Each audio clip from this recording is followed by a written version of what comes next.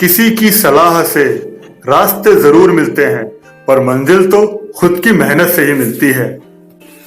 दोस्तों, मैं शेयर कर रहा हूं आप सबसे मोहम्मद रफी साहब और किशोर कुमार की दोस्ती के किस्से, और इसमें मेरा साथ दिया है मोहम्मद रफी साहब के बहुत बड़े फैन संजीव कुमार दीक्षित जी ने, जो कि लखनऊ से हैं।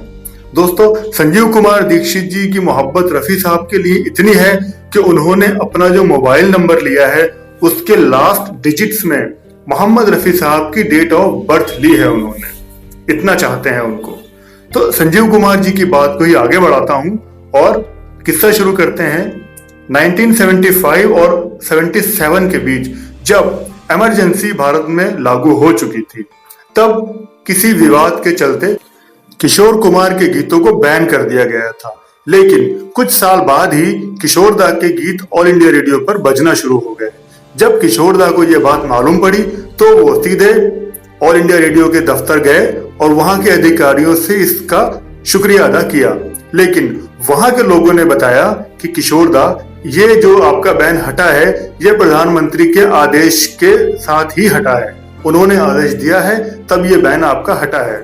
और ये बात सुनकर वो सीधे दिल्ली ऑफिस आ गए, प्रधानमंत्री का जो दिल्ली ऑफिस था। वहां आकर किशोर दा को ये मालूम पड़ा कि ये बैन मोहम्मद रफी साहब ने ही हटवाया है। वो स्पेशल दिल्ली आए और इंदिरा गांधी जी से बात की और रफी साहब ने कहा कि किशोर बहुत अच्छे कलाकार हैं और उनके गीतों का प्रसारण शुरू होना चाहिए। किशोर दा के लिए ये बात सुनना बहुत अचंभे वाला था।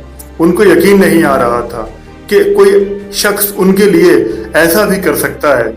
रफी साहब से किशोर कुमार मिलने गए और उनसे बंबई जाकर उनका शुक्रिया अदा किया। लेकिन रफी साहब ने कहा कि ये बात तो सच है, लेकिन आप मुझे कसम दो कि ये बात मेरे जीते जी आप किसी को नहीं बताओगे। किशोर कुमार को ये बात सुनकर बहुत अच्छा लगा और उन्होंने जिंदगी भर इस बात को अपने सीने में राज बना के रखा।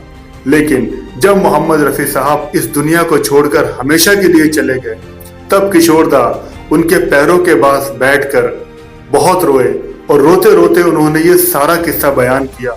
और किशोर दा ने आगे कहा कि आज रफी साहब की कसम पूरी हो गई, इसलिए मैं ये राज दुनिया के सामने रख रहा हूं। दोस्तों, इसे कहते हैं दोस्ती और दोस्ती निभाने वाले। हमें इन दोनों की दोस्ती से कुछ तो सबक सीखना चाहिए। तो आज की वीडियो में बस इतना ही। फिर मिलता हूं किसी और वीडियो में किसी और किस्से के साथ। Thank you very much.